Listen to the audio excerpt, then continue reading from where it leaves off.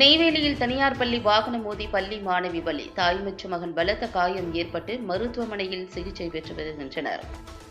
கடலூர் மாவட்டம் நெய்வேலி வடக்குத்து KSK நகர் விரிவாக்கத்தில் வசித்து வருபவர் ஜான் சின்னப்பராஜ்.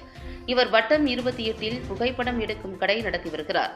இவரது மனைவி சிலம்பரசி. இவரது ஸ்கூட்டியில் தனது மகன் டேவிட் ராஜ், மகள் ஜஸ்விகாவை நெய்வேலி டவுன்ஷிப்பில் உள்ள ST ஆண்டனி பள்ளிக்கு அழைத்து சென்றார்.